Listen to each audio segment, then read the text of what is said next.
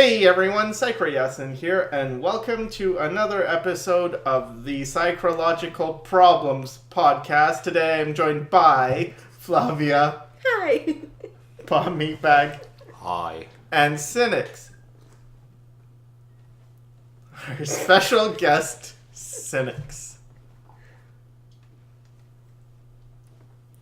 Cynics. I can hear you laughing.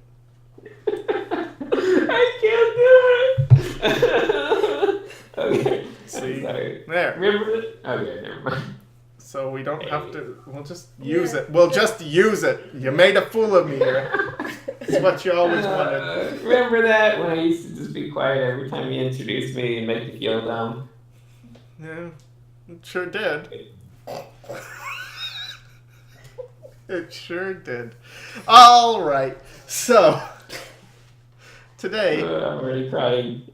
since we have the guest on, I figured we could talk about stuff relating to the said guest and branch out into other questions and answers.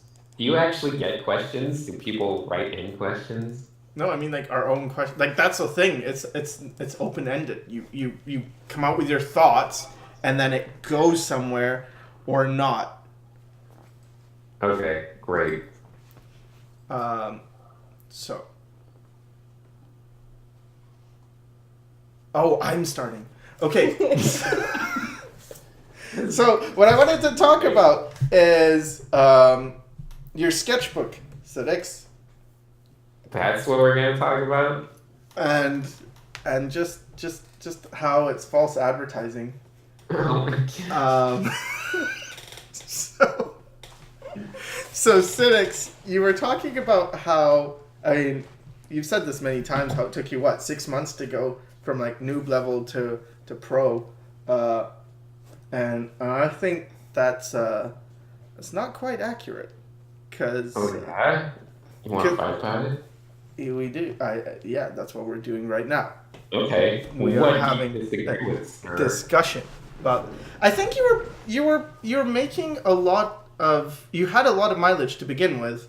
Did I? Yeah, I don't think so. when you were talking about how, because okay, so for people who don't know, first of all, I'm assuming you know Flavia and Bob Meatbag because they've been on every other Psychological Problems podcast, but you may not know Cynics. But I will put his in the description a link to his channel if you're not familiar with him, and he made some sketchbooks and they're really good. They're definitely worth checking out. I think so. I think it's a very good tour inside. They're supposed to show that I wasn't good. That was kind of the point. That was the point. Well, in the beginning, you're okay. I would say you're okay. Oh, God, don't say that. You're okay. You're okay. It was really bad. Okay, sure. Anyway, and then so Cynics started doing. You were doing a lot of anime pictures. It's pretty much exclusively just copying anime drawings that I saw on the internet or That's this is my point. So my point is when you say you were a noob, I don't really think so, because what you had done is you were already copying anime pictures, which can be like, okay, that sounds bad, like, oh, I was just copying anime pictures, but what you're really doing is you were looking at proportions and trying to replicate those proportions. So if you said, I was practicing my fundamentals and getting better at proportions, it sounds a lot better. It does. If I just say I was practicing my observational drawing skills. Exactly. But theoretically, it's not like I said I went from, never having touched a pencil to being professional 6 months. I just said I was still at a complete beginner stage. But you weren't at a complete beginner stage. Yeah. I would consider that a complete beginner stage. And therein lies your bias. Yeah. Oh no. Yeah. Yeah. Your actual bias. Enough on Your me. actual bias.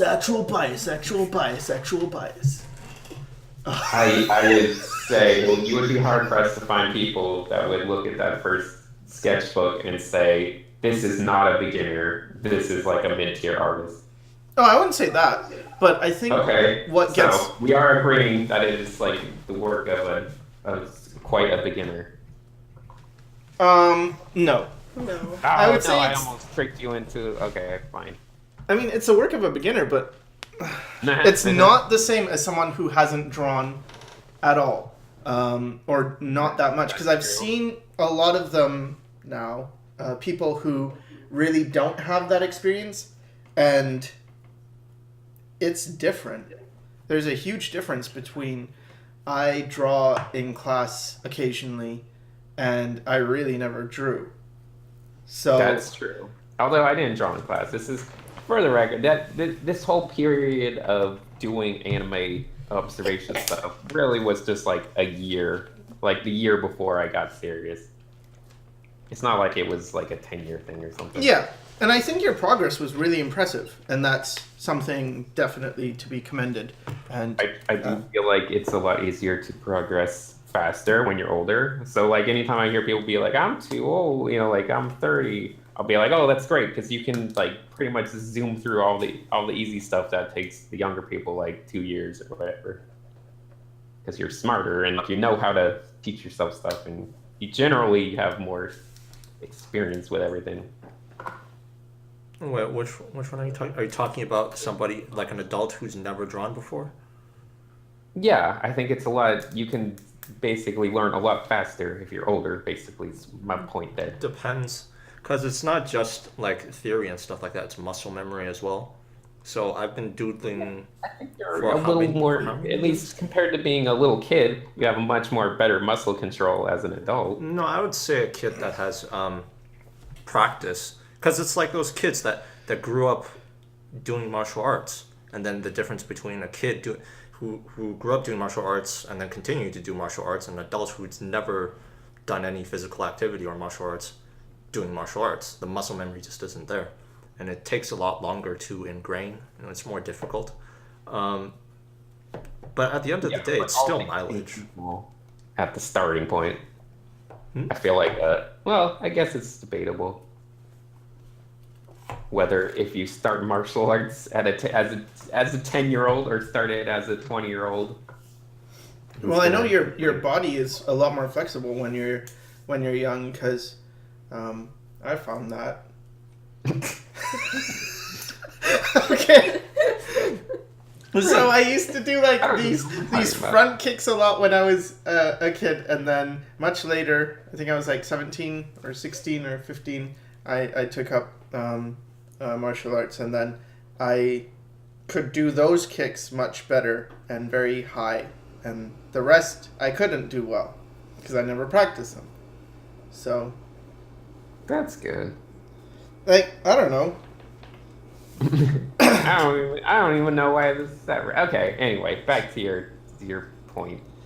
Well, We got- lately I've just been thinking a lot about the things we talk about. I mean, you talk about it, Cynics, in your videos, and I talk about it, and a lot of artists talk about it. Kind of these themes of working hard, and, talent's not really important, and you just have to put in the work. And what I'm seeing is It's true. I don't believe in talent.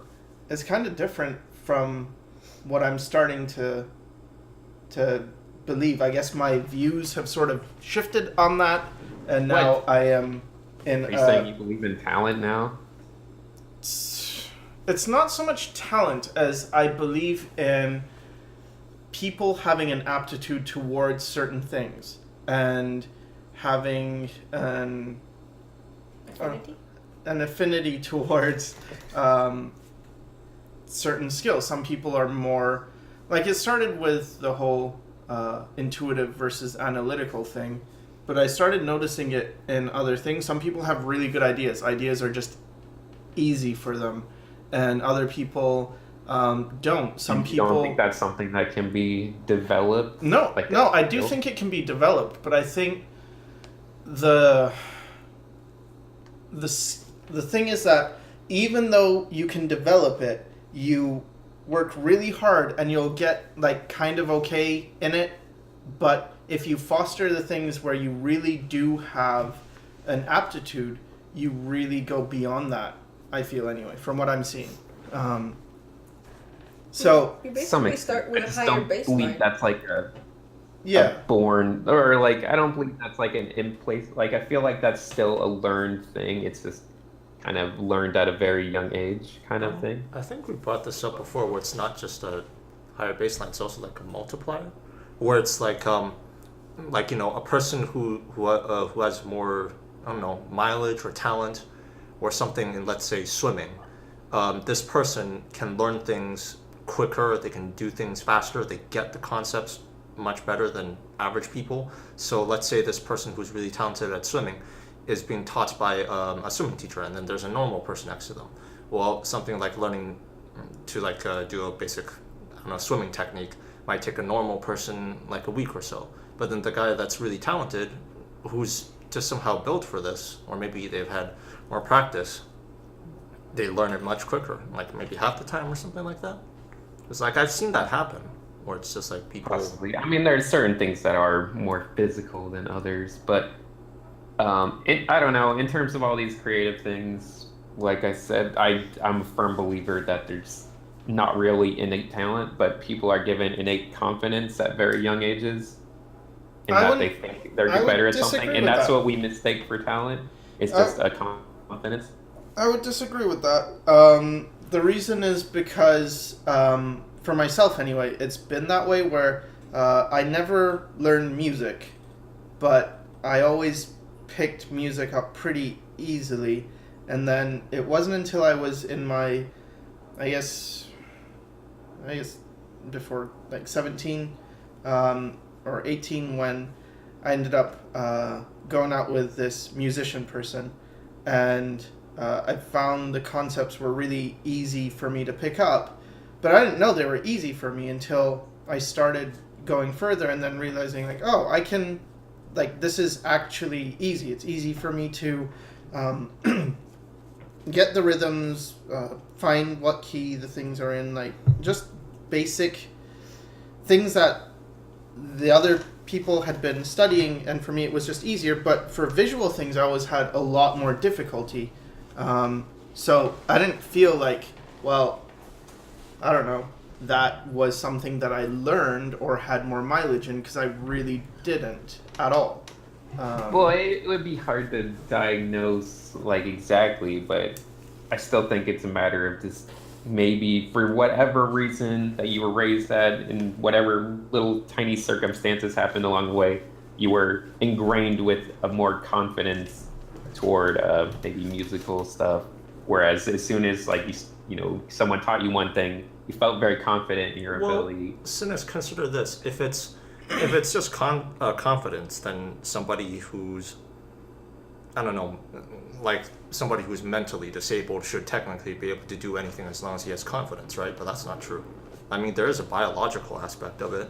We have biological There limits. can be, yes, but some degree. Just the fact that I don't exists know. already kind of I disproves feel like the all idea. things being equal, if you put kids together, like it's like we nurture kind of it's confidence in like a lot of children that we associate as like an art prodigy or something when it comes to young children. At least that's the way I see it most of the time. But if you think about it realistically, there's no such thing as only nature or only nurture. You can't really separate them with kids, and there's no point in doing it, because whoever grows up with both. They have a biological configuration, and they go through life being nurtured or not nurtured. Yeah, it's pretty. I don't know. It would be really. Well, I guess it would be impossible to really fully be able to diagnose everything about. But the point is, even if it's the case that, yes, even if your thing was right and you just have experiences, usually the ones before you're 5 to 7 are going to last you, Yeah. for a long time. So then the thing is, are the people we're teaching, are they below that age? Because if not, they're already going to have certain areas they're strong in, other areas they're weaker in. And that will change how they learn or what they can do in the future. Because if we were teaching kids and they were all 2 years old, sure, I guess there's a lot more room for, well, this person can become a lot of things. But even that, even with really young babies, you can see they have a tendency towards certain things.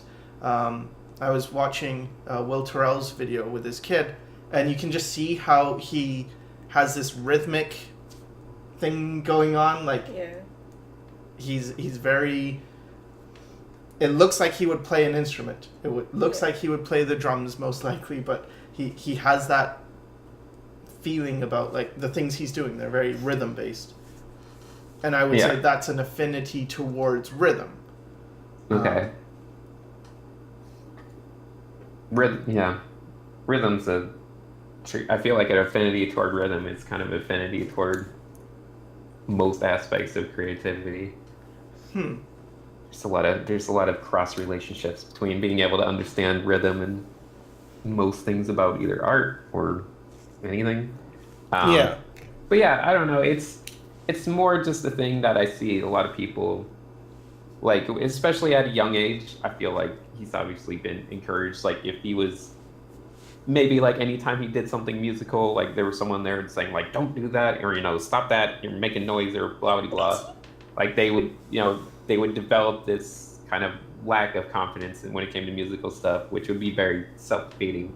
Or Sure. like, there's a lot of kids that you're raised, you know, every drawing you do, there's a parent there that says, wow, like, that's amazing, look at you drew a cat, and you're like, it's a dog. But, you know, they'll just having that confidence. I feel like those kids, once you start putting them in like a classroom where it's partly they're excelling at this crazy rate because they just think that they're better at it, they think they're good at it. And I don't know, it carries on through the later life, because a lot of times when it comes to being older and trying to improve, people will be like, oh, well, you know, I'm never going to be able to do that, you know, or they get stuck in the same spots where it's really confidence is the only thing that's holding them back. So I don't know. I like to focus on confidence as being the main factor. I think having confidence gives things. you more chances to do stuff. It's like, okay, you have confidence, you're more likely to do things, you're more likely to get mileage. I think that has a role to play in it, where it's just like, okay, if you're really confident, you get more mileage, yeah. But I don't think it's not the only factor. Like, there's just the human body, the way evolution works, the way the brain works is too complex to be just confidence. Not the only factor. I can't say it's a factor. I just think it's an important factor that. I think just like mileage is such an important fundamental that it's like the more you get, the better you get, basically. Like, in that way, confidence plays a role. I would caution, because like the thing is, I feel as though if you're just confident all the time, that's fine. You're more likely to do things, but it can get into arrogance as well, where it's just like, okay, you're confident all the time, you're doing things, but it doesn't necessarily mean that you can see your flaws and stuff like that. I suppose that's where criticism comes in. Yeah, there's healthy confidence, which I would describe as the confidence in the ability to improve, which is the most important type of confidence. And then there's like a type of confidence which means confidence in your current level of skill, which I think is which would be the one that falls into arrogance. So you always have to watch out for that, where people are just like, I'm amazing right now, no one's better than me. Or the people that are like, I know I can improve, by doing stuff because I'm just very confident and this will help me improve and how to get better. So there's definitely truth to everything. Yeah. I was thinking about how, for me personally, I was so against this idea that you're either talented or you're not. When I was young, that was kind of the thing. Like, oh, you're so talented. Not like no one would say you worked hard in art. They would say that for music. I would hear people say, oh wow, they're really good at playing piano. They must have worked really hard, or they must have studied at a young age. But for art, it was always, from my experience anyway, very much based on talent. And then when I realized, oh, you can learn this, it became a different thing, which was, no, you can learn pretty much anything you put effort into, and get it to a good level. But then I think there's, at least for myself, I think I went a bit too overboard with that, because it's not just that. It's a case of, yes, you can get anything to a good level, but each thing takes varying degrees of difficulty. Like, if you're trying to get a colorblind person to perceive colors more accurately, it's going to be a lot harder than teaching someone who isn't colorblind to perceive colors accurately. And it's not that it's impossible, it's just at what point does it make more sense to cater to someone's own configuration. And I think right now that's where I'm thinking more about. It's like, figure out what you are and what your strengths are and what works best with you, and then whatever you want to do, you can get better at it through hard work. But it's not really just, well, work hard and anyone can do it, because that sounds good and it's sort of true, but it's not that. Sometimes it's just not worth it. It's like, you could spend 10 years working your ass off trying to learn this thing and you'll be okay at it, or you could find the thing that you really, really are good at, or you really work best in, and improve much faster and have more happiness doing that thing. I suppose, I mean, it's like, let's say somebody who doesn't really have, who's not really built for something, tries to get good at it, or maybe even try to attain greatness. They can gain a level of proficiency, maybe even professional skills, but because of the way they're built, or just maybe what they're good at, they can only achieve professional level. It's like, okay, you achieve professional level, but you never enter greatness. And it's just like, it's the people who are built for something specific, and they do the thing that they're good at, and they gain mileage, and they put in hard work, they attain greatness. Whereas the people who don't really have that build, they'll struggle, but they never really break through. Yeah. I don't know. I mean, imagine a person who can't visualize trying to attain Kim Jong-gi level of skill. Kim Jong-gi visualizes super easily. Activities and creative activities. It's easy to think of like examples in the world of like physical stuff, but I don't know. I was trying to think if we were I get what you're saying, Cynics. Up right now and become some kind of other like creative field. I don't know. I can't think of a good one, but how that would work out. But I don't know.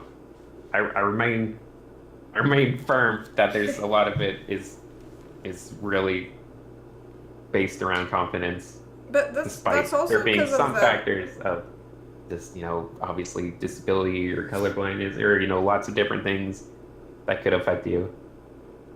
I think I kind of agree with your idea of confidence, but that's mostly because of how confidence is delivered and how badly it's delivered or not delivered to kids or to adults or coming from adults and stuff. Like, managing confidence and raising kids is very, very, I don't know. It seems to be getting more and more difficult for people these days. It is. So we've kind of switched over from like a time where kids were given very little confidence and that was considered a good thing, and to now kids are given too much confidence, and it's kind of gone back into this other side where kids I don't think there's a balance anymore. There's no. They don't want to do anything because they already feel very satisfied by everything.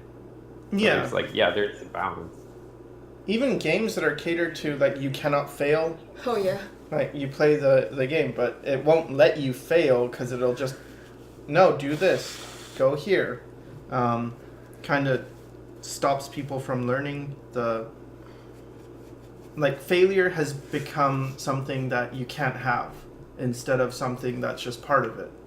Where, oh, hey, I failed and that sucks and I'll try again. It's now, no, we can't fail. Because it's too hard to handle.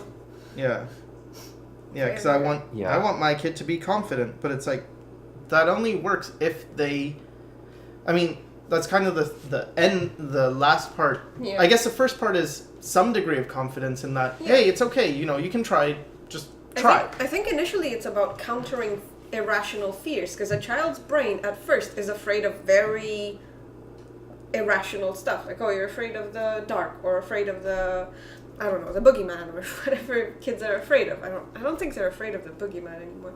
I don't know. They're I was afraid of their terrified wireless failing. Maybe not the boogeyman, but just the concept of the monster in the dark. Or I don't know. I was terrified of windows as a kid because I always felt like there would be some kind of monster outside the window. Well, it's a crappy operating system. Oh, you kid hanging out with Sycra too much. I was gonna make the same joke, but then you said there is something out the windows or something. I lost it. And zip that up. Yep. Anyway.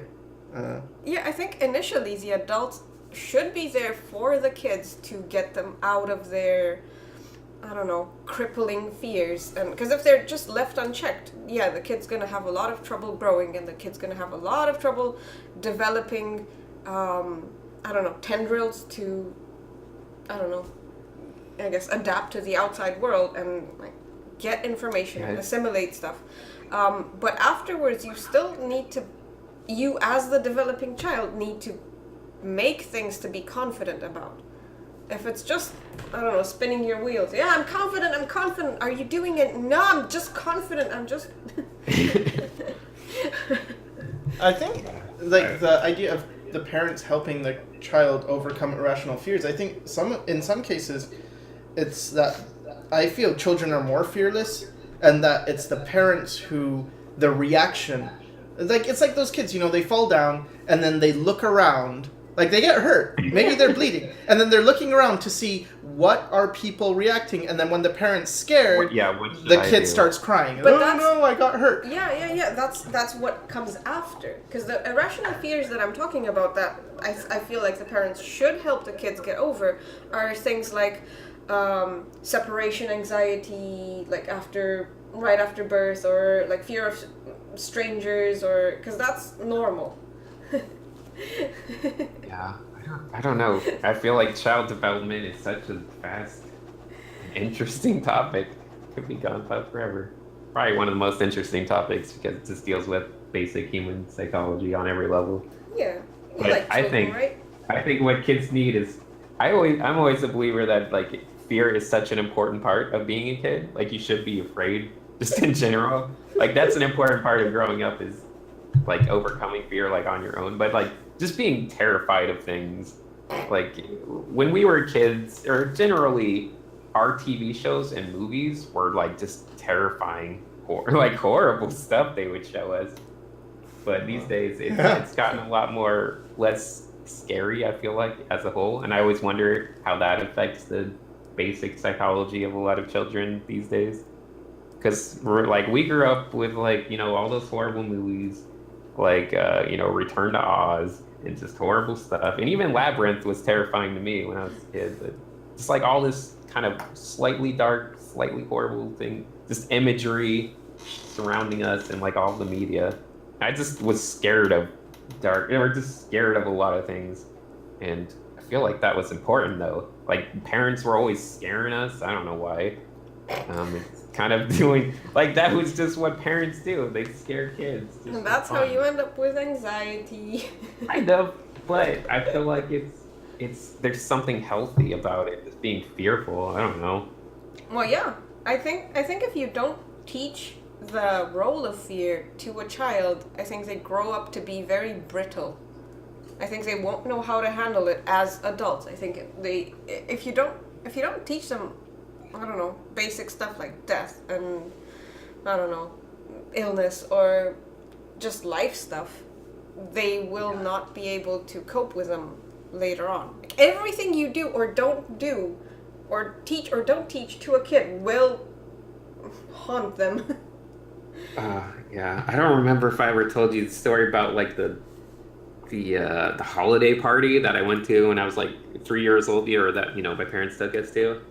But it was like just a bunch of adults, drinking. It was like right next to Christmas.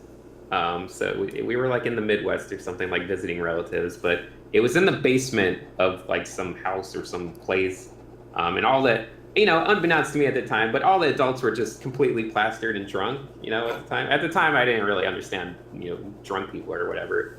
But there were a few of us little kids, and I just remember they, instead of dressing up like Santa Claus and like coming to surprise the kids, like one of the adults dressed up like in the most creepy, terrifying Scrooge outfit, and just like started like they got a cane and they were like rapping at the door, like let me in, just acting crazy, and like that scarred me so much. It was always this thing, like they came into the room and they had this big cane and they were just walking around, and all the adults were just completely drunk and they thought it was hilarious, but like they would take the cane and like wrap it around your neck and like pull you closer as a little kid, and they made you like say a Hail Mary or something, like repeat a prayer just to make sure you were a good kid. And then just like it was so. And then it was like also like they thought it was hilarious because he was like walking around like with a leash with like just a hot dog on a leash. Like I don't know, I guess that was hilarious to them as well. Like I don't really understand all the deep jokes that were going on. But as a kid, I never realized this really happened. I always just assumed it was a horrible nightmare I had because it was just stuck with me in my brain. And I mentioned it, like as an adult, I mentioned it like, man, we were talking about the horrible nightmares we had when we were kids, and I mentioned it, and they were like, what are you talking about? That wasn't a nightmare. That was, that was so-and-so's party. There's no way that was a real thing. But what was the point of like, how is this a good thing? Because you were talking about fear being a good thing, and then you were haunted by this nightmare that you only realized was real.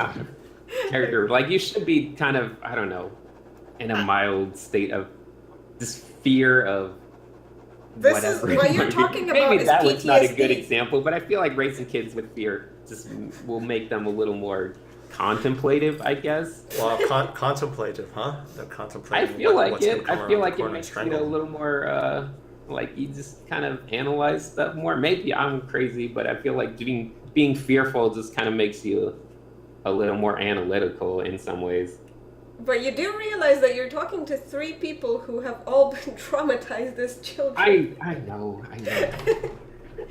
It's yeah, Raising I know. children with fear. Like I said, I saw the these bar? kids I don't know. from Afghanistan. There's a thin line between like healthy fears and traumatizing, and all this stuff. It comes to mind that stupid YouTube channel that's been in the news lately, where it's just the parents playing horrible pranks on the kids. I forget what it's called. I don't know if you've heard about that. Nope. Like some father of 5 or whatever. I don't know. I am curious, but it's like it's been in the news a lot because it's like some dumb family that just like basically terrorizes one of the kids and just puts it on YouTube, like as like it's a prank channel or something. Mm-hmm. But like it's clearly not okay. Like it clearly crosses that line into abuse. Yeah. But I don't know. Like I said, there's definitely a line for a lot of this children's stuff, whether it be giving them confidence or giving them fear, where it's like trying to figure out the right balance of everything. And I think it depends on where you teach them to place the fear. Because if you're teaching them to place the fear, like of the parents, or in your case for relatives, parties. I think it was more like obviously they were dressed up, so it wasn't like if a relative came at you like and you knew they were a relative and they were treating you like this horrible way, just like scaring you. I think that would be horrible. But since they're dressed up as this, this really caricatured version of Scrooge, I think they had like a really giant nose, which terrified me. I still remember this huge fake nose they had. But yeah, it's just. I feel like that makes it a little more acceptable. But to this day, you draw tiny noses for your characters. Yeah, clearly that's yeah. I'm sure there's lasting psychological effects. But no, I don't know. I was raised also, I feel like I was kind of made to believe that I was like every little doodle I did as like a little kid on a scribble on a piece of paper, like was great. People always told me when I was a little kid that, oh, it's such a good artist you are. Even though I never like really cared about art through my later years of being a kid, high school and everything, teenager. But I still like it stuck in my brain that when I went back to it, I was still confident. I was like, well, everyone told me I was such a great artist when I was younger. Like I must be good at this thing. So when I went to do it as a 19-year-old, I think I was improved maybe at a better rate because of that. You know, So how did I you don't go know. from that from okay, so everybody tells you that your scribbles are great and you internalize that. And how did you go from that to yeah, you know, my sketchbooks, oh they're bad, oh this art is bad. Like what happened? Oh, it's I like it that it's bad, or I like being able to recognize that it's bad. That's like an important part of, you know, feeling like you've improved at something, is to be able to look back at something and be like, that's bad, and I know it's bad, so that feels good.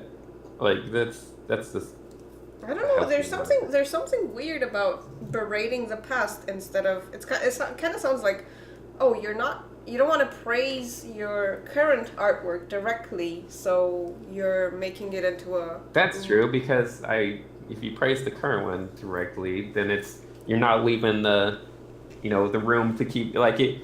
It's a difference between, you know, like being like, if you're berating like the old stuff, that shows that maybe you're in an improving state. Whereas praising the current stuff is kind of, it's a similar process, but it says the same thing anyway. But it's more of a mental state of, oh, I'm comfortable where I am now, more so than just always thinking about, oh, my old stuff's always bad. So that means I can, you know, always keep getting better. I don't know. I suppose if you frame it in terms of, oh, you're afraid of stagnating, therefore you induce anxiety on yourself. I suppose it's a strategy, but I don't know. I don't know how far. I don't think it's imposing anxiety necessarily. I think it's just a healthy amount of critiquing. I don't know. I think it's good to be I don't know. I like to joke around with my work and be kind of hard on it, just because that's helpful to me. I Yeah, don't, but I think once again, just how I was raised. I was raised in a family where teasing and kind of being very joking around people is kind of the norm, which kind of shows, because anytime I'm friends with people, like little buddy Sycra here, I just tend to tease them a lot more as I'm friends with them, be a lot harsher on them. But that's how I show affection, because that's how I was learned. yeah, but like I don't know. You have a YouTube channel and you do educate others. Correct. So okay, so this your mentality is based on how you were raised. Um, but how do you think? Because the people who watch your videos clearly do not share the same history or the same, I don't know, social determination as you do. So where they're coming from, maybe they have different ideas about what bad art is, or what fear is, or what, like, because I feel like in a lot of your videos you make very general statements about, oh yeah, this art is bad, yeah, I don't really like it, and I don't know, maybe you have, I'm sure you have fans who objectively look at your work and it's like, oh, aspire the drawings, because I know with Sycra, like he's gotten people where he will crap on a drawing he's made and say, oh yeah, it's bad, and then he'll get a comment where, yeah, you know, your drawing that you said is bad, I thought that was really good and I aspire to be that. Like, what do you think the impact is on people when you say, yeah, this is crap, yeah. It's tough because, yeah, I was told that like early on by someone who was an artist. I can't remember exactly who, but they were like, you should never say, like, call your work bad, because there's always someone, you know, that looking up to it. Like, that is something, but I mean, to some degree, it's also, I feel like, you know, I don't want to, like, say, like, I just gotta, you know, be whatever, honest and whatever about what I'm feeling. So I'm like, you know, I don't want to pretend that I feel differently about it than I do. It's gotta be honest for the most part. I feel like that's more valuable in the end, not necessarily valuable as a like tool for helping everyone get better, but Yeah, I think it's just I being agree kind with of that. very, not like holding anything back, is just more important as a, just like, No, general. I agree with this part of it, but the thing is, you only now say the whole picture. Guess so. Yeah, because when you talk about things, you do, I don't know, offhanded remarks. Yeah, this is, and they sound very general, and because you have your confidence thing, they sound very, I don't know, you speak with authority, and you. Yeah, I don't think so. It's a hard thing to balance. Because you don't really say, yeah, you know, I I can see feel the bad about. negative effects that can have. Yeah, Definitely. I feel like I don't know, maybe sometimes it can be misleading to people starting out. Yeah, no, that's true, but I don't know. It's tricky because there will be people that are at different stages that need to hear like different things, and it's always been tricky when it comes to YouTube because you're making something that's for everyone, or at Yeah. least something that everyone will see. Yeah. But no, maybe it's impossible to help everyone with the same advice, I guess. So Yeah. And I think I feel mostly okay with it just because I feel like it's everything I say is generally just coming straight from whatever I'm thinking about it. So in that sense, you do the best you can at just being vulnerable because that's an important thing.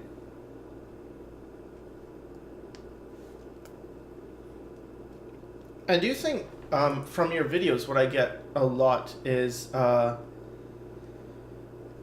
mostly it's the phrases like what you say, like be confident. It's just Because yeah, that takes it's almost like you have to meditate on it or like really think about what that means to you. It's a phrase that you say very like easily, but for me anyway, it was something that it's like, what does that mean? What does that mean to just be confident? And then when I find out, it's like, oh, okay, that's like I feel that's where you're coming from. Like try to not fear failure and rather kind of if you make a confident line, it'll look better than if you make a hesitant line, even if the exactly. confident line is incorrect. The greatest lesson that Jackson Pollock taught us, that old alcoholic. This confidence is actually appealing, even if it has nothing. Yeah, and else finding of that value out was other like, than that. oh, okay, so that's what it is. Okay, so, and then I rephrase it in my head. So, if you act with confidence, you're likely going to make something with a simpler, more direct line, which will inherently look more appealing than something that is hesitant and wobbly sometimes. I mean, unless you're going for that. And so it's like, okay, that's one. The full form. One, well, in one aspect. Yeah. But something I started to also realize is how important just self-knowledge is. And for me, it was learning to appreciate the things that I already liked instead of fighting it. So like drawing faces, I kept thinking, well, I mean, if left to my own devices, I think I would have just drawn faces all the time and gotten pretty good with it. But what stopped me was when I started hearing people talk about always being out of your comfort zone. Like, you got to get out of your comfort zone. So I had a phase where I was doing Scott Robertson drawings and then landscapes. And then, like, I just kept bouncing around. And I actually don't feel like that helped me that much. Because there's always something to learn. There's always something new. And there's always, like, whatever you pick, you can go really in-depth in it. But that's all fine, but you're also not working on that thing that may be the one thing you should be working at. So I view the comfort zone thing kind of like you need to, like, everything I'm finding is it's all balance. You have to be somewhat in your comfort zone and somewhat out of it.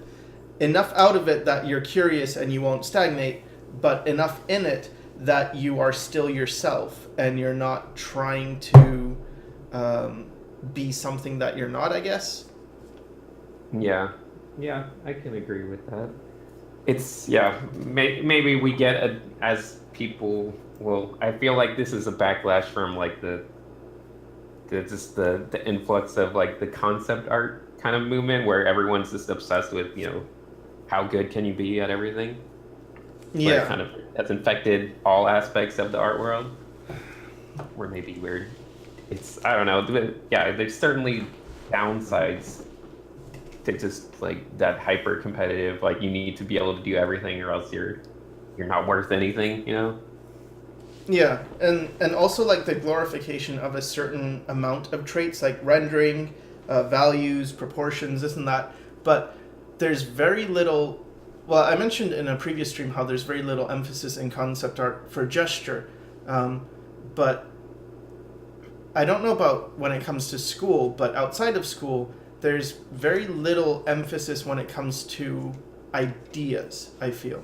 Because a lot of the ideas are just recycled, and there's this whole thing of everything's a remix, so it's okay.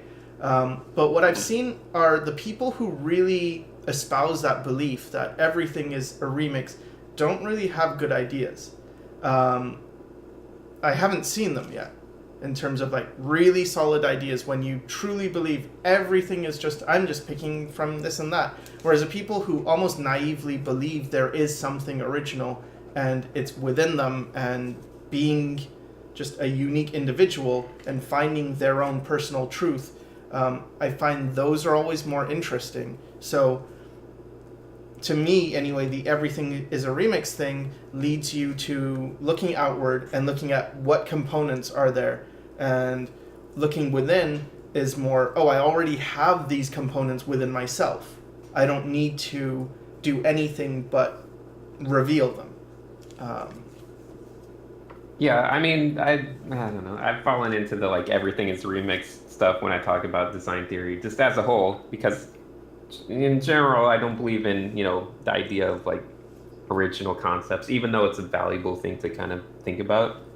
But I feel like it does get twisted into more of like when I originally thought about it, it wasn't supposed to be like everything's a very direct remix. It was more of a way to incorporate that everyone has a unique visual library that's, constructing everything you create in the art world is kind of dictated by that.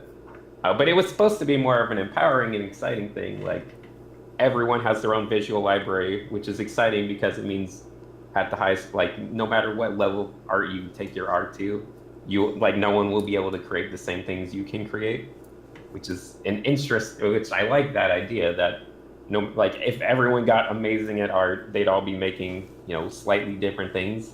Like, and they wouldn't all reach the same point. They would all reach their own unique points based on their history and visual library that they've built, just as being alive. So I don't know. People certainly need to start thinking more about their own unique kind of ideas for things rather than just a collective kind of consciousness of design. Yeah, I feel so much is just reactionary, because it's like, oh, there are people who are told you have to be original, and because of that they feel, well, they can't look at other people, they can't look at reference, and so they become crippled by that. Or you're told, well, only talented people can succeed, and so you don't even try to work hard. Or you feel like, well, I was told that, and I'm not that talented, so I'm not going to pursue this thing. And they're all reactions to something. Like, oh, you were told this, therefore. Whereas I feel like if we were all just do whatever you want and whatever you feel is you, then you don't need to worry about whether it's original or not. So long as it's true to yourself, it's fine. And you kind of do away with the, like, as long as you're genuine and authentic, then you don't need to worry about whether it's original or not, because it's going to be original just because you're unique and you're authentically presenting yourself. And it's going to be, I suppose, a remix because you also are in a world that other people have been in.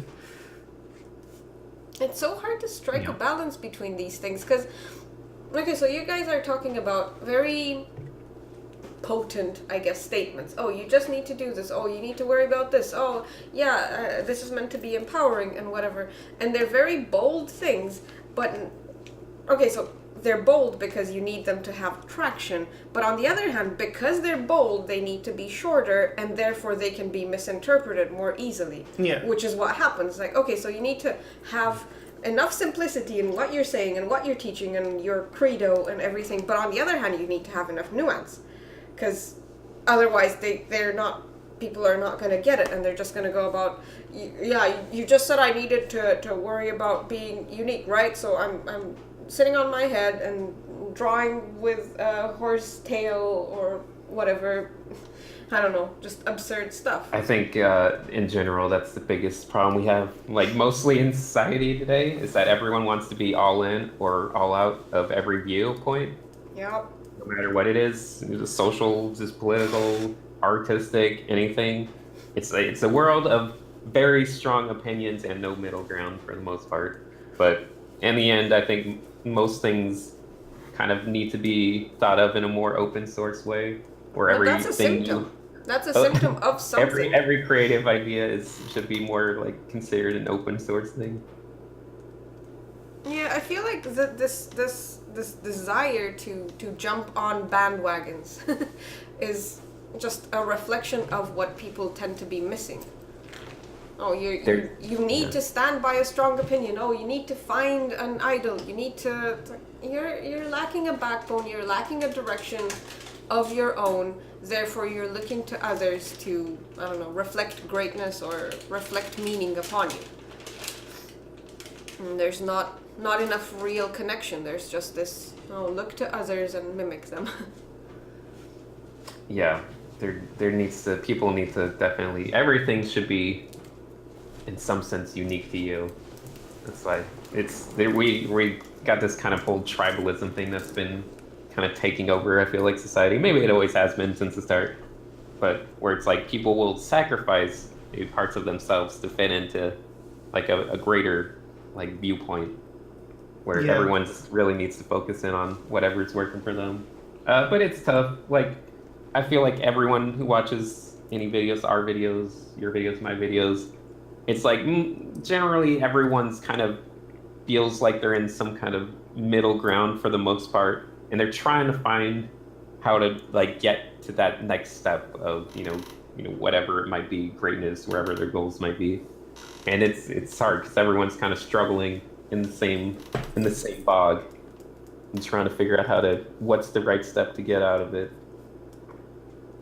And I don't know. I think about that a lot. This whole middle phase of art. Yeah. Whatever you want to call it. There's so much, like, for me, I guess I'm the poster child for everything that you shouldn't do, because it's kind of true, cynics, and you know it. But you've been made into, certain people think of you like that. Yeah, certain people, some of whom may or may not be present. But it's okay. I don't think you're some idea for what not to do. I think. I would say you've achieved. I mean, you are achieving, and you are like you're the one with the YouTube channel that everyone's watching. It's not like you're, No, I think that's Jazza. The poster child of what not to do is the guy, who's just playing Overwatch all day and not doing any art whatsoever.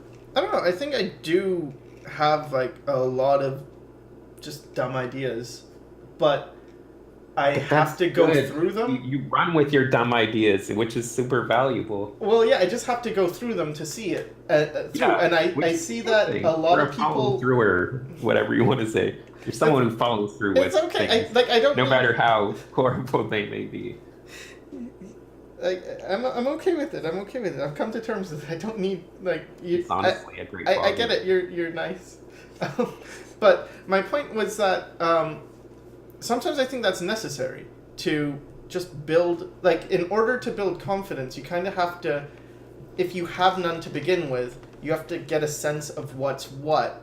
And for me, it meant doing a lot of things because I was too afraid of what if the opposite. Like, what if someone came to me and I really like drawing and they're like, yeah, but you don't know about painting. Painting's much better. And then if I hadn't done that, I feel like that would have shaken me. Like, oh, yeah, maybe you're right. I don't know. and so I have to.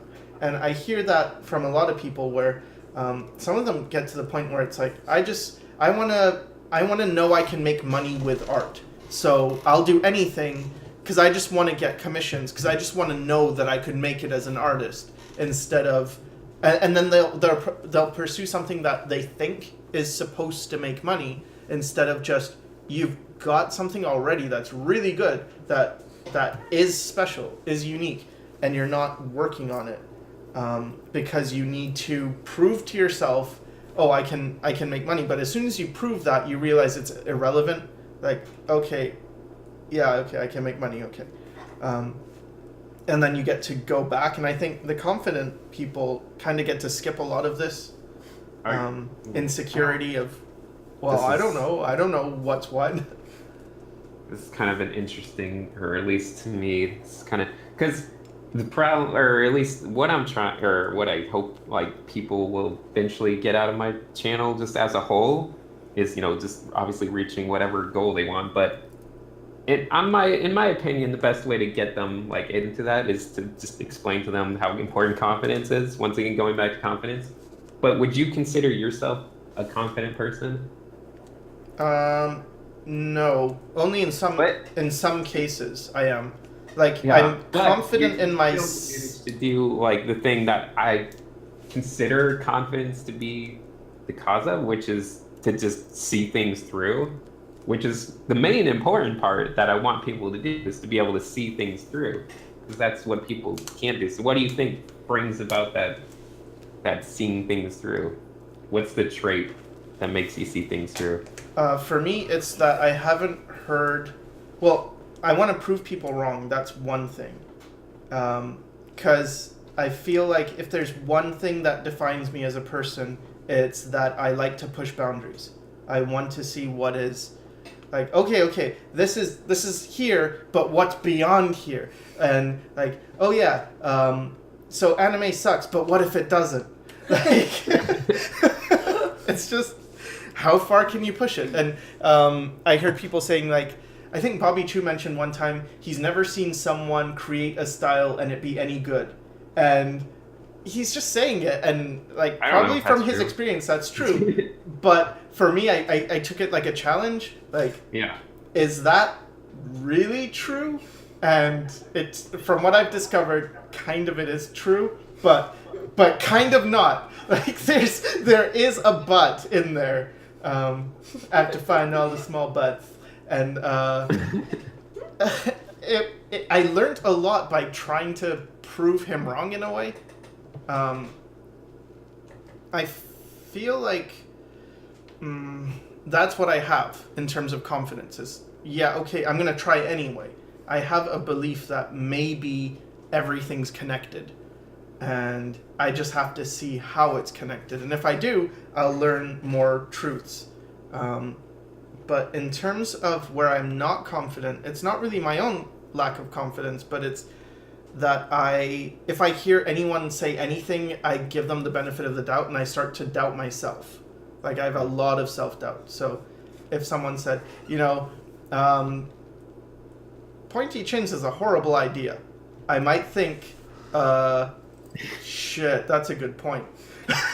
Like, I'll start to think of all the reasons why they could be right, and then I'll start to lose confidence. Yeah, but you only do this when people say bad things. When people say, oh, pointy chins is great. No, that's not true, because when Cynic says confidence is really important, I do think about it. No, but I mean, you have a bias towards what people say about you.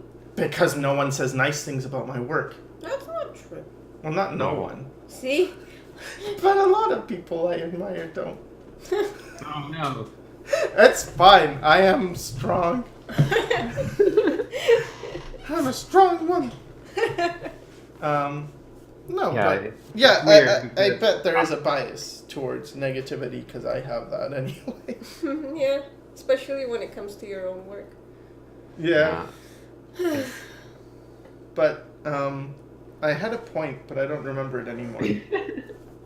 I don't know. It's. Oh, you were asking that about what confidence? Yeah, I was just asking what makes you be the person that actually sees things through. Because I don't know. I mean, you can mention like all those. I guess I can mention things like 4chan or whatever, where they like to make fun of you or do things like that. Yes. All I think about is like it's like he actually does stuff, which is literally the most valuable thing you can have in the art world is the ability to like go through things and see them through. But that's like not what you told me at all. You just said, do you know what they're saying about you on 4chan? And then you laughed. Because he never says the whole thing. I'm saying, but now you're saying something very understand. encouraging. It's like, I wish you had said that before. Like, they're missing the bigger picture of what you're doing that's valuable. Yeah, but you never told me that. Yeah. What a friend, cynics.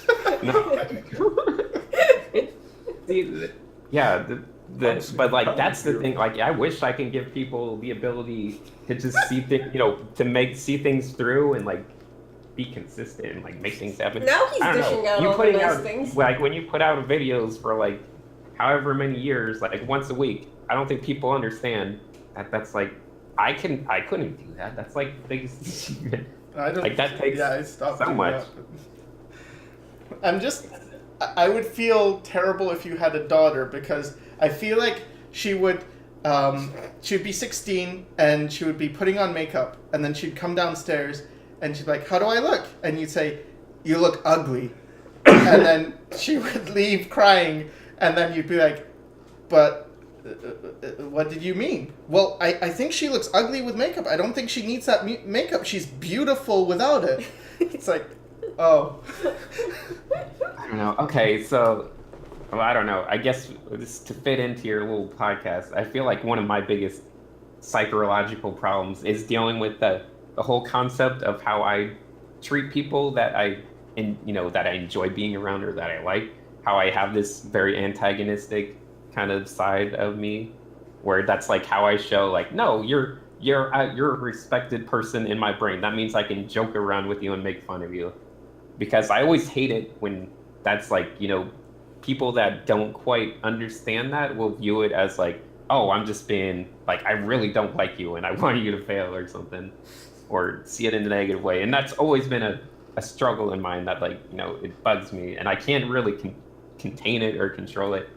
But it's also especially annoying if I'm just like a dick to someone that I consider a friend or something, and then other people see that, so they're just a dick to that person, even though they don't do it for the same reason, which has happened a lot. Sorry, Sycra. Yeah. I feel like me being like, pointy chins, and then everyone in the comments will just be like, yeah, pointy chins. I had people contact me and tell me like, Cynic said.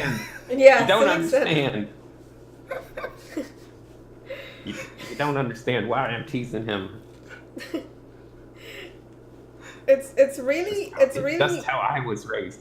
Yeah, it's a lot of backstory which doesn't really come across in your behavior. Like you don't walk around with a I don't know, poster board talking about the context of what you're doing. It's tough. It's tricky. Yeah. I guess it's confusing to people because obviously we've done plenty of podcasts and things, and I always imagine it's just like people will just like see like what do they think? Do they think I just like come into the podcast as it starts and just be like, well, look at this loser, like, it's like dumb, and then like leave right when it finishes or something. But that's how I'm used to talking to people. Like we're joking around all the time in between that stuff and before and after. And I don't know. The first thing we did on the interview, we decided, or you said it would be funny if we acted like we hated each other. That was like the first day I met you. Well, see, I instantly gained your respect the first day I met you because you started making offensive jokes about something. I don't remember what, but I was like, oh, this guy, he's all right. He's That's a fun always guy. been my icebreaker, or when I was young anyway. I would just, as a kid, if I wanted to be friends with any kid, I would go close to them and whisper in their ear, like, penis, or something, and then as they laughed, It was like, oh, we're friends now, and that's. It's not as appropriate if you did it to a child now. Man, I hope you're still not going up to kids and whispering. Yeah, I suppose.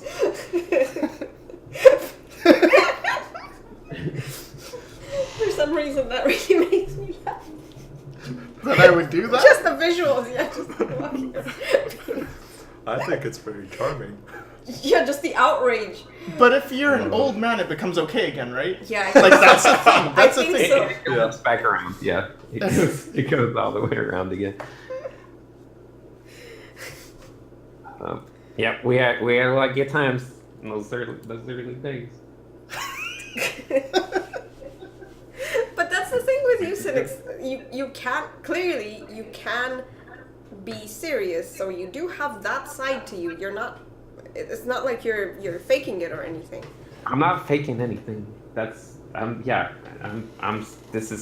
is me. I can be serious, and when I'm joking. I don't know. I don't feel like I've ever been remotely faked on anything. Yeah. It's just whatever. But I think the face you tend to show people, because I don't know, when we talked the first time, I think it was on a hangout, and you were super, I don't know, erratic and stuff. It's very different than the way you're talking now.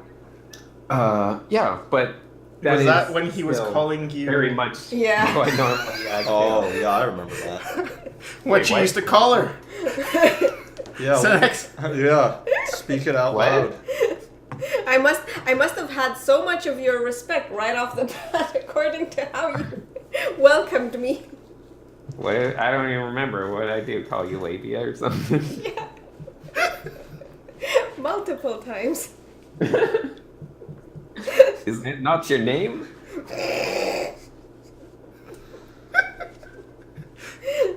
And my name is Scrotum. Yeah, I don't know. My personality has gotten me into trouble. Yeah, many times. I'm really wondering how you proposed. It's not something I'm like, oh, this is. No, I can be serious. You should feel bad for my wife. But I feel like the reason I proposed to her is because she kind of has a similar trait where she just jokes around with everyone, and she's had a lot of her friends that can't stand it either. So I'm like, hey, we can just be giant assholes to each other all day long, and we both understand that we both care about each other. Oh, That's good. yeah. Yeah. Yeah, it makes me so sad when I'm like myself to people, and they're just like, I hate you. You're such a jerk to me. Blah blah blah. I'm like, oh, I was just being nice the only way I know how.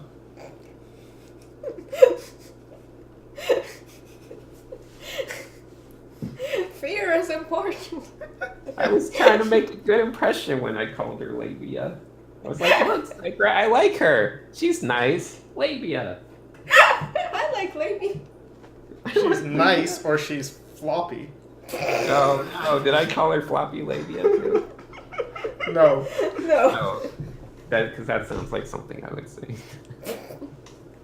Hey, you want to go out to eat? We could go for roast beef sandwiches. No. I don't know. Yeah. Somehow this went from teaching children to roast beef sandwich. I wonder what the youngest person is who watches Oh, don't These. ask that. Psychological Problems podcast. Yeah. What Hi, they I'm think. 8, and what is this? That's gonna be all the comments. Yeah. Anyway. Assuming people, because all the comments would have to have watched this much of the 1 podcast. hour and 10 minutes ish, almost. Yeah. Yeah. They're not gonna get that far. Yeah. Some will. It's not that long. Hey, Bob, what about you? Do you think you're a confident person when it comes to art? Yeah, let's talk about this. Yeah. This goes deep. This should finish. This should wrap it up. Oh boy. What? Really? It depends, because I'm Wait. extremely intuitive. like when I'm on, I have been told that I am very dominating in that aspect of my abilities. But the problem with me and intuition is that it's fickle. It's like when I'm on, I can do things way beyond my normal capabilities. But when I'm off, everything just kind of goes to shit. I can't tell what's good, what's not. I draw things that are just terrible and not up to standard at all. I think, Yeah, I think a lot of so for me, people it's just like I'm just not consistent, you know. So that really gets to me because it's like, okay, people see the best of me at times, and I'd assume that they see the better side of me on the streams or even when I did the prompts and stuff like that. But what they don't see is the failures, and I have a lot of those, especially when for me when like I'm drawing my own stuff, especially the first iteration, like just the sketch phase or something. I draw things that are just like I can tell. It's like, oh, these feel really good.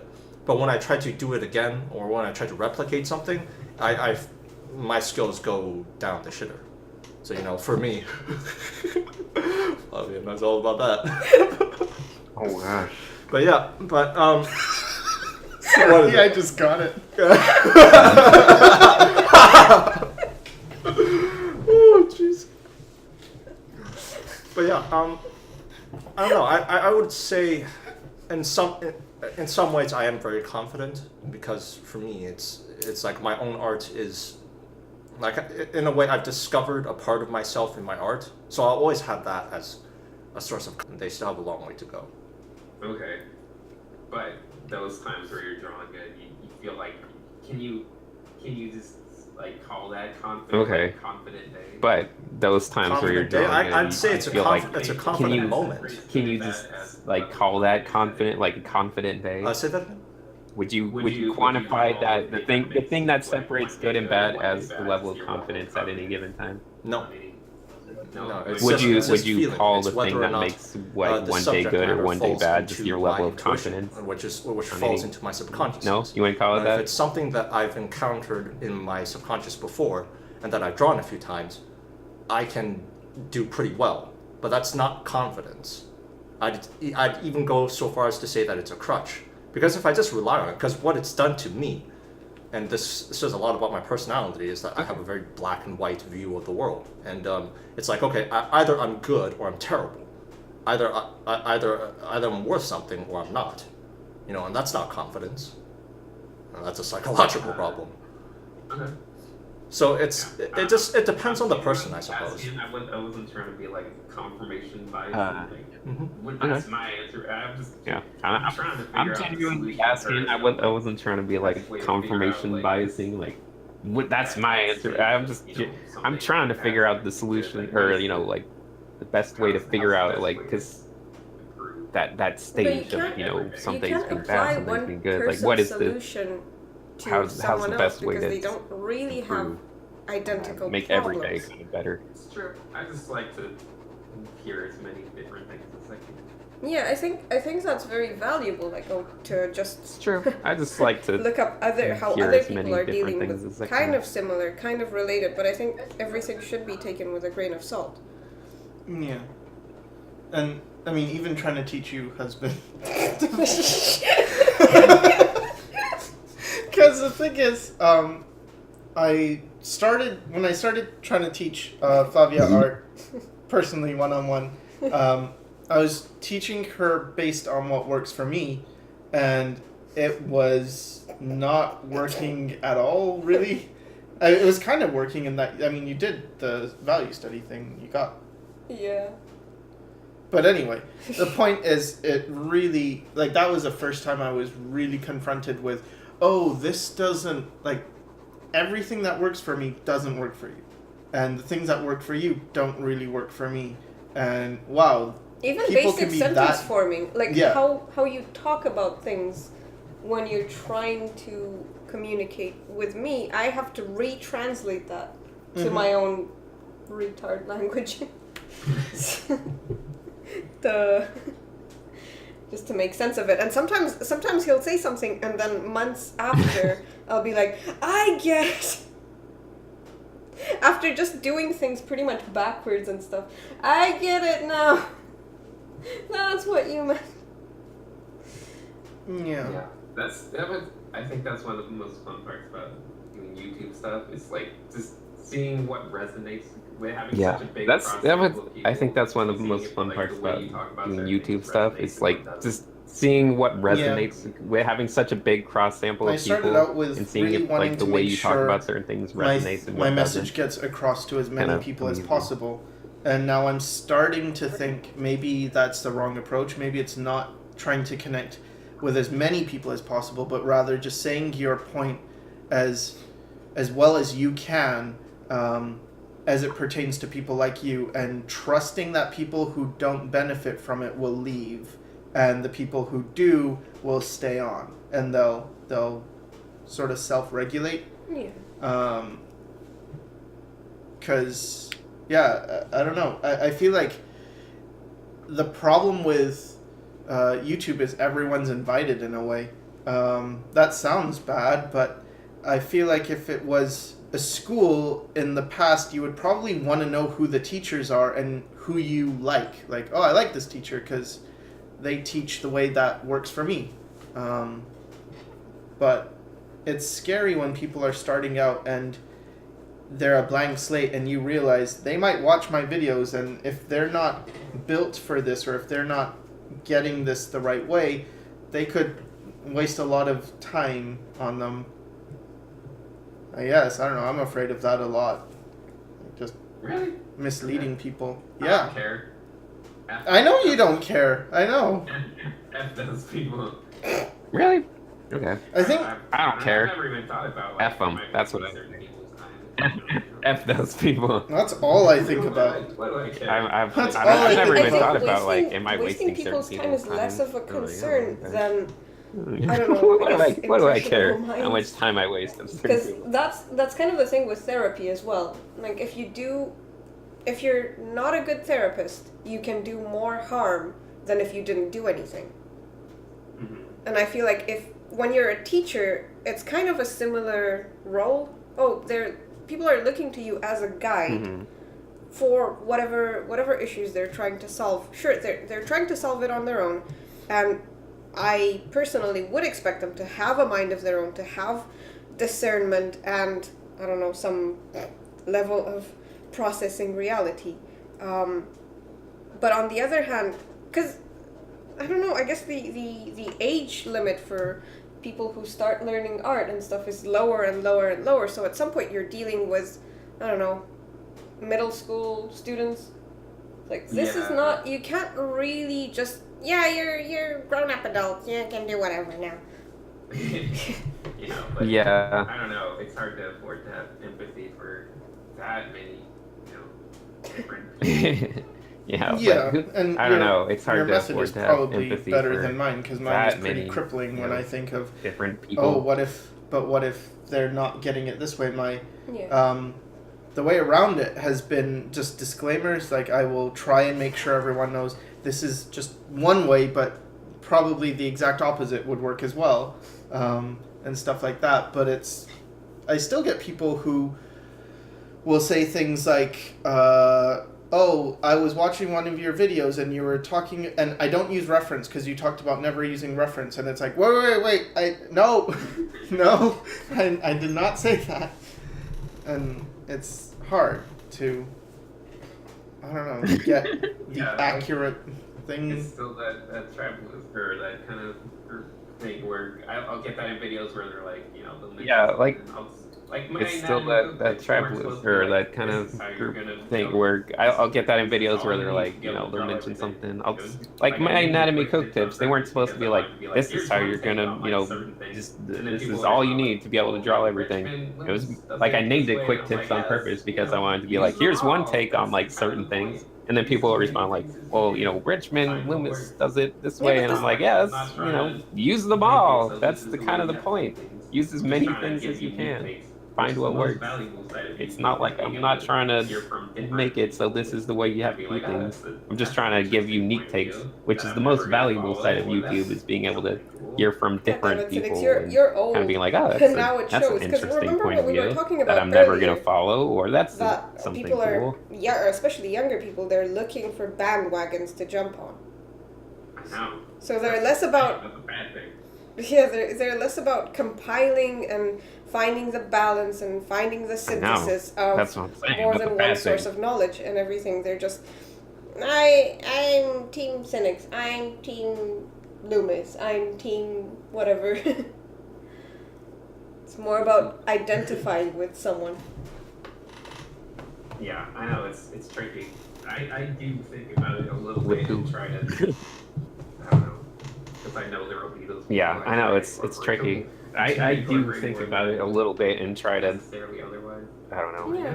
Because I know there will be those people. I Put in a try to little bit of incorporate. everything because I know try to they're incorporate gonna more try to than I come to me would for everything instead of necessarily otherwise. coming to me for You're just like, one it's, thing. Yeah. let me put in a little bit of everything because I know you're just gonna try to come to me for everything instead of I think, coming to me for you just a mentioned couple in the things. previous podcast about how all learning is self-learning. Oh well. It's Yeah. I think you mentioned it in a previous podcast about how all learning is self-learning in the end anyway. Yeah. Got every education. You got to be responsible for your own education. I always Never wonder gonna make about it. that. Like, is that more Never gonna make it motivational here. to the people who need it or not to understand the odds? Because I've heard some people. I mentioned that in my last sketch because I saw that. It was very motivational to me when I was, in that, like, just starting out whatever, trying I to mentioned do that in my last Yeah. sketch because I Yeah, saw for that. me It was too, it very was kinda motivational scary, to but- me when I was, in that, like, just starting out, whatever, trying to get good. Professional level is like, Where it's like, yeah, no, like one in, Cool. 100 I guess people I'll, will be I'll even one get of those, to like a professional level. It's like, cool. I just wonder, does everyone cool. think I guess that? I'll, Because No, I'll be one of those 1 in 100. they said this or in whatever. school too when I went to animation school. It was like, I- most people No, don't of actually course not. become Most successful. people see that and and they then, just think, 90% of our school students just don't go anywhere. Don't make it into the art world. yeah, Every- though, yeah. there's a lot of 90% other our jobs that our are school students propping just up don't go the- anywhere. Don't like, make it into you go our in a world. studio and you'll look at, okay, there's a receptionist, there's a janitor, there's there's like all these other auxiliary positions, and then you have the concept artist group, but there's always and here's the render farm, and then it's just like thousands of people. And what are the chances? Where do you think you're gonna end up? Well, I've always wanted to be a director. I'm pretty sure I'm gonna be that. This is such a weird mentality for me. Is Like, it? yeah, because I don't know. You guys are talking about this, and you seem to share experience with this. But for me, it's very novel. Oh, you think about like you spend time thinking about whether you're gonna make it or not, or whatever, like as if that's an event in and of itself, kind of outside. Kind of, oh, there's a timeline and it's and you're just spectating it. But I don't know. The way I grew up, it was more like, no, you're in this, and whatever you do, whatever steps you take, of course they're adding to that, but you don't spend that much time pondering whether making it isn't a thing. Is bridge? Look, we put log and is bridge. Try it. Don't worry about making it. It doesn't matter. Yeah. That's not a Romanian accent at all. No, That is not a Romanian. not a Romanian accent. House is built. Look, cargo downhill. We make it. Yeah. Yeah, I'm not putting as much We faith make- in it as maybe you're thinking. Because I do think, like, okay, that's what they're saying, and that's probably true. Yeah. But there's got to be that's the thing. It's like, oh, there's got to be an exception to the rule. Yeah, I guess for me it's just strange to have this in your mind space when you're developing. It's like, oh, you're thinking about a situation that is within your control, but you're also thinking about it as if it's already happened, as if it's a roll of the dice. Whether you have like what? You mean as opposed to it's all about how much work you put in? Yeah, because this is, and even the talent thing, like, oh, how you were told, oh, this is talent, or you're talented, and stuff, and I suppose because I didn't really grow up around. I guess I did have artists around me, but they weren't really. Oh, this is an innate thing, or this is a predetermined, or your child is talented. Sometimes we were told, like I was told that I'm smart but scatterbrained. Like it was never praise or I don't know. or shitting on your traits. It was more of a description. So you kind of always got an assessment of what your configuration is, not you're making it or you're not or whatever. It's like you didn't put in enough work. Here's your grade or here's your evaluation. I think that would work so much better if there was always that balance, because it would make you feel like a type instead of a label. Because if you're someone who's a loner and then it's like, oh, you're a loner, that's very negative. But if you say this person's really independent and is very self-sufficient but doesn't really work well in a group, it's like, oh, okay, like, that makes more sense. Okay, you're not just, here's the label, you're antisocial. And then the most you do with it, I suppose if you receive labels like this when you're young, the most you can do with it is wear it as a badge of pride, but still identify with it and not look further. Yeah, I'm a loner, I'm cool, it's like, no, this isn't cool or gross or bad or anything, it's just it just a thing. Is. Yeah. And it sort of makes it so you don't bother thinking about what you could really do with yourself as much as how do you either fit in or choose not to care. Yeah. It's a lot of, I don't know. That's a good point. I like that. Yeah. You guys did it. Because, even if someone says, oh, you're antisocial, they never say you're not extroverted, but you have a rich internal life. Yeah, it's nothing really usable. Yeah. And I think kids nowadays are not really given much usable information. They're given a lot of... I don't think it's just nowadays. That was my experience as well. Like, people threw terms around a lot. It was you're this or you're that, not necessarily... and I mean, for people of Indian backgrounds, destiny matters a lot more. No, this isn't. Either you've got it or you don't. Karma. You don't have it. Maybe better luck in next life. That's the ultimate, like... Not that I was that, but... Yeah, but this is... It's not even funny.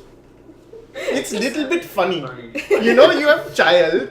He has how many years ahead? Maybe 80 years in his life. It's everything. So funny. tell him Life is comedy. He's not going to make it. Then you have for at least, let's say you are going to only live 40 more years. You have 40 years of laughter seeing this guy, he won't make it. That's a Bob joke. You don't even need to pay for television. Yeah. Do they have television in I don't know, but this is... Come on, they must. They have Bollywood. But and what do they watch it on? Do they? This is terrible. We don't know anything about anything. Yeah, we Disclaimer. don't. We don't. Mildly Let's talk about what? Mildly offensive. What we do. Have you ever heard the case of someone that just worked as hard as a person could work at a goal and never reached it? Yes. Have you ever heard the case of someone that just worked? But that's what I'm afraid of. That was the whole point. That was the whole point. Maybe they weren't meant for that. Maybe it was just. I want to hear that. What? Where? Who? I wasn't asking sarcastically. I just wanted to hear the story of the guy. I know. I never hear that story. That's why I wanted to hear. I wasn't asking sarcastically. I went to school with such people. Of the guy who just grinded harder than anyone else. This makes sense. They were still kids. I mean. No, I went to university. No, you can't say you went to school with them. That just makes them. They were still kids. No, I mean, I'm talking about like a whole lifetime. In their 20s. A whole lifetime of like, I'm gonna draw in university, the coolest grinding, style. not doing it, not working. Literally 60 It wasn't years. working. That's not enough. I want to hear like the 60-year-old man. The what? Man? The 60-year-old Yeah. man. I don't. That's not The guy not who enough. I was want to hear never like the goes 59 60-year-old able. man. I've been thinking that.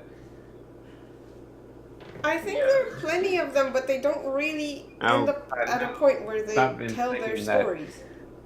I And guess- then The, people who hear, maybe they do tell their story, but who's gonna pay that forward? Who's But gonna no keep? one listens 'cause I no guess. one listens. I don't know. I think that's the source of the whole talent. But no one Thing listens. 'cause where they're it's all alone kind of eating- it's let's eating say that. you really tried and then you failed and you're an adult.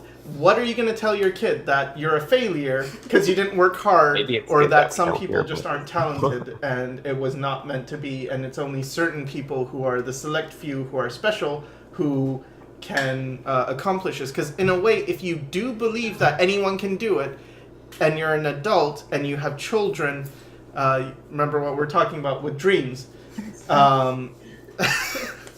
So you're an adult. Jesus, I was trying to be uplifting. You're a parent, and then Don't worry, kid. You work hard enough. Yes. You can achieve your goals. Guys, I was trying to be No, uplifting, and you guys. no, because I'm like, mommy, don't worry, that's kid. true. You work What hard are enough. your You can dreams achieve your and goals. your I'm like, goals. No. Screw this. That's. I'm giving up now. I'm Mommy, trying to was give it them always something your dream latch to on live to. in Now a they're all gonna trailer be park? like, well, screw this. I'm giving up now. Sure was, and I achieved that dream. No. No. Kids, if you work hard enough, you can achieve something. Yeah, They're but gonna be crying themselves to sleep. No, come on, who's gonna get this far? your poor viewers. That's true. Your viewers. Well, They're gonna be sleep. crying themselves to sleep And they're tonight. sleeping. But this isn't live. That's true. Like they could watch us at any time. well, they probably already No, cried but do themselves they- to sleep, and they're sleeping right now. They just wait. They wait until wherever they are in the They're- world, it's really late. I know, but do they? Go to bed, Steve. All right. Do we have anything else to talk Go to about? bed, Steve. Probably. Everyone wanted you to make me cry and stuff, and so I'm not crying. Oh, is that what they wanted? Probably. We ain't. They want- Everyone wanted you Yeah. to make me cry and stuff, and so I'm not crying. They wanted the deep down. They want. dark, They want. dirty- Yeah. They wanted the Why inside you the really actor's try? studio. Hear about my disturbing childhood. They wanted the deep down, I dark, wanna hear about dirty, that. psychological. They wanted to hear about my disturbing childhood and how I don't have it. See, the What problem you is did I don't told know. us it didn't sound My perfect. child was pretty good. It's nothing's perfect, but as far as Wah, things wah. go, it's pretty fun. Yeah. It's nothing's perfect, but as far as things go, a it's miserable pretty kid, fun. but That's mostly fine. I was a Yeah, miserable you see, the kid, but problem wasn't that's- with my childhood. My childhood was that's great. mainly I sucked. just my personal traits. like that. It sounds weird. Yeah, that sounds like a perfectly healthy My, person. no, I feel like my. When you put it like that, it I sounds had weird. problems with society as a whole, just in terms. Of, No, I feel like Society my general problems. childhood was good. I had problems with society as a whole. My house was a Just good in spot. terms It's of- the- I know. my views every time I looked Society around the world, problems. like, people are not smart. My they're house not was a getting it good done. spot. It's They're not the making a good my world. views every time I looked around at the world. I think was that like, was my main miserable people are not smart. They're not getting it Yeah, done. the garbage. They're not making a good world. I think that was my main I think miserableness that's why I was as a always so child. up in art and everything. I had huge problems with Yeah. authority. The That biggest was the authority main- problem. I think Why? that's Why I do you was think always you so had cut such down. problems with authority? That guy dressed up as Scrooge. The biggest authority He problem. was your It version all of started. authority. It all started Yeah. with that guy dressed Well, up as technically, Scrooge. it always does start with Santa Claus, right? Does it? That's everyone. That's where we're Yeah. trained as children. He's, Not to trust. well, technically, it always does start with Santa Claus, right? That's everyone. That's Christmas. where we're trained as children, Christmas not is to where we trust learn. adults. North America. Yeah. This is so weird to me. It's very No, Christmas. alien. Christmas is where we learn. I guess it how starts much with stuff Santa Claus. Oh, well, you know, when I was growing up, Santa Claus was banned.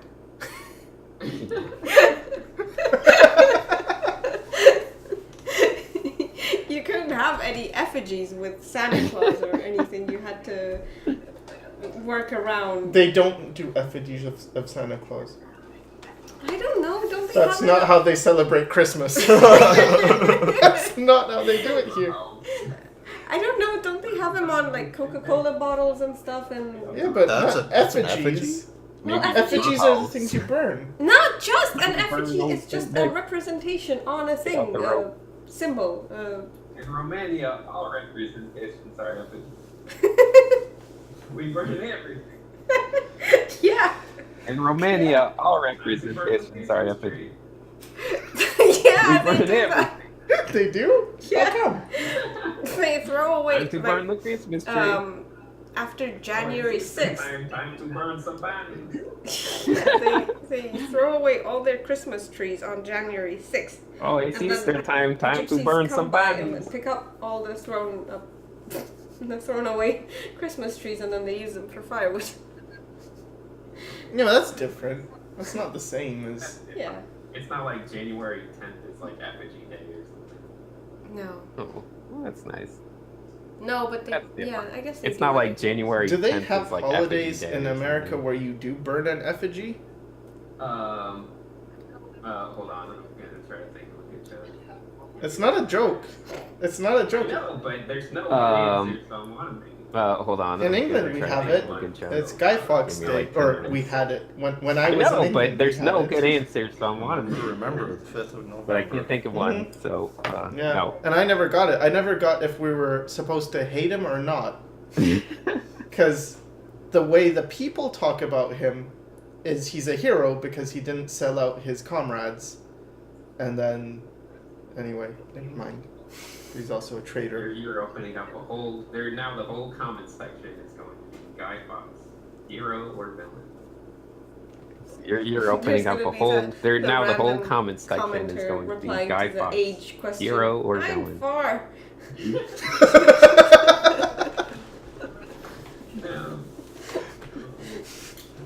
So my childhood is fun. See, the problem is everyone's childhood is No. we just have different levels of. Yeah, Like, so it's my great, childhood like, was fun. compared See, to, the like, problem you is guys' childhood. everyone's childhood But everyone, you sucks. know, We it's just like have the bar different changes levels and of your standards are like much it's different great. than- Like compared to a lot of you guys, my childhood was great. But Yeah. everyone, you know, it's So, like the bar yeah. changes and your That's the standards thing. for If what's you good and never- what's bad if you- changes with them. It's like a roller coaster, guys. So you know, that's Only that's in the our thing. case. If you've never, if you, Yeah. it's like a roller coaster, guys. It doesn't matter how high or low you are. The ups and downs always feel the same. So what I'm saying is, My parents burnt me. my I childhood's very had traumatizing. severe burns in my childhood. What did you go through, Cynics? Scrooge! My uncle walked around with the hot dog. Do you like Scrooge now, or do you have like a thing where you can't stand My uncle still? walked Do you have a around with Scrooge hot fetish? dog on a wheel. As a way of overcoming past trauma. Yeah. I remember old people. I think I've spoken of like creepy old people. And now you have the hands. I remember old people being the thing that scared me the most for Sorry, most of my what? What childhood. movie? Have you ever seen the movie Pet Sematary? You ever watch Pet Cemetery? You ever I seen that think so. movie? Nothing about the people coming back or like animals. Have you ever coming seen the back, that movie was Pet scary. Cemetery? When they had like a scene of like some flashback of someone. Nothing caring for, about like, the their old people grandma, coming how back old to, they or were. like animals coming back to. None of that was scary. When they had like a scene What of what like, about some it flashback terrified you? of The someone fact caring that for the like their grandma old is old, grandma or that and they how had to old they care were for her? terrified me. No, the old part. The old part. No, it reminded me of like Scrooge. No. Oh, so it did get to you. No, it Every reminded kid me should of, be like, terrified. Scrooge. I think kids should constantly be terrified. It's It makes them think more. It makes the world a more magical place. I imagine how you would redesign Disneyland. It makes the world a more magical place. Fear. I feel like a lot of the most memorable things about Disneyland are the parts where it's like a little scary, like when you're a kid. Well, I feel like a lot of the most memorable things about Disneyland are the parts where it's like a little scary, like when you're a kid, Haunted Mansion and Pirates of the Caribbean when there's like a little drop, I've never been. like Dead Men Tell No Tales. Like that's the most memorable parts.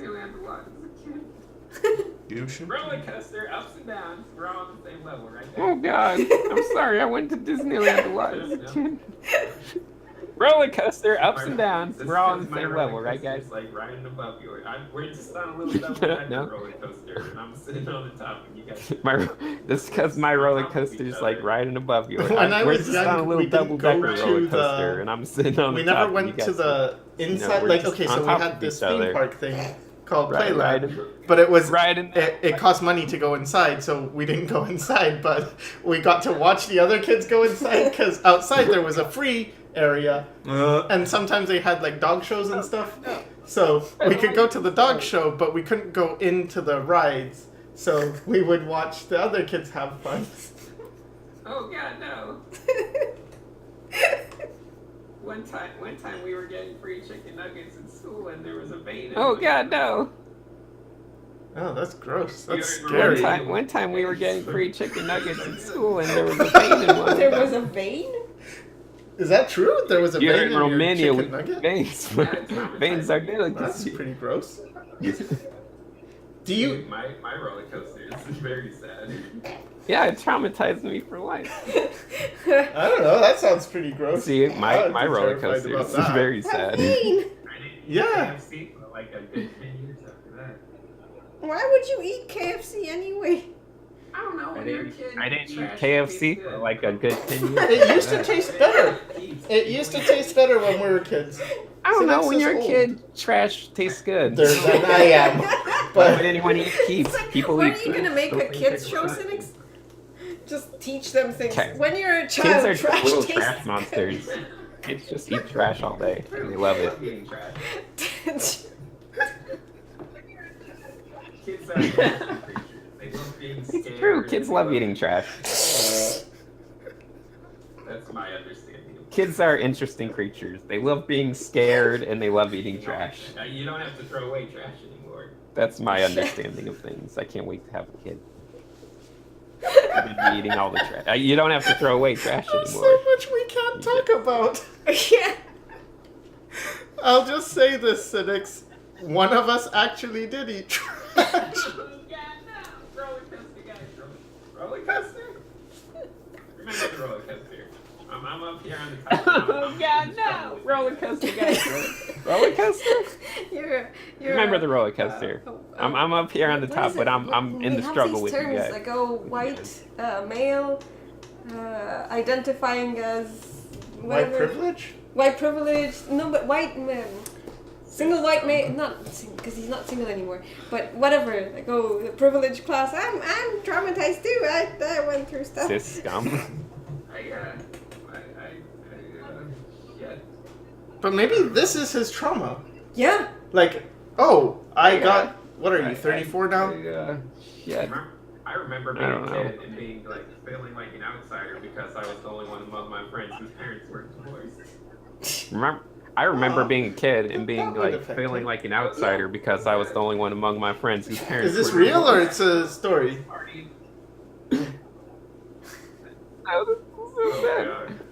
No. Everyone else is But having not little every parties. kid's, like, pretty much, they're all their parents are divorced, right? Oh God, I'm no, I don't know. I'm joking around, but there is like a truth in like everyone's like our. However I dumb guess your, I don't know. like, I'm initial joking around, but there is like a truth in like when you Yeah. see someone- everyone's. I agree I with agree with that. I Whatever, agree with however that dumb too. your I don't like think initial stand there's a is, monopoly everyone's on struggles sadness. feel the Yeah. same. When you see some like I little just think the kid go nuts threshold and sort of like when you get people talking to each other, or I don't know, forming groups or communities, when they have different thresholds for what, I don't know, pain or suffering or terror or whatever is, it kind of gets lost in translation, because Yeah. you can't really relate if I don't know, somebody's talking about how, you know, their remote control doesn't work and you don't Yeah. have running water or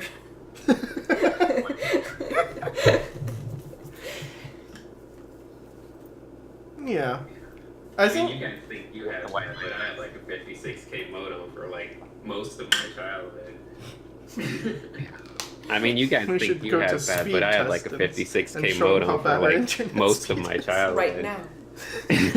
But people in Romania have really good internet. Yeah. So there's that. Yeah.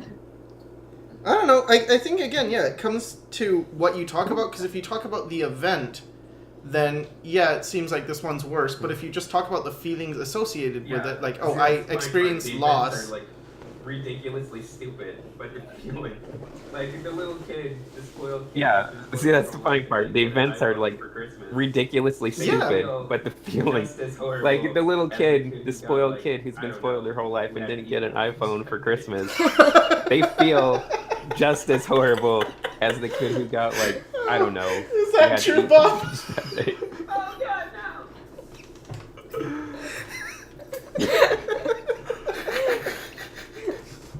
Oh God, no! Should we end this? Yeah. All right. I think All right. we should put it out of its misery. All right. Well, thank you, Cynics, for all your insights. Yeah. It was very enjoyable and entertaining and educational. Yeah. I hope the people watching got something out of this. Thank you to my special guests, Flavia and Bob. Yeah, we're a rarity. Yeah. Isn't that a pony? Pronounced labia. And yeah, thanks to the viewers. I wish Bob And talked more. I like thanks for hearing Bob watching. speak. Bye.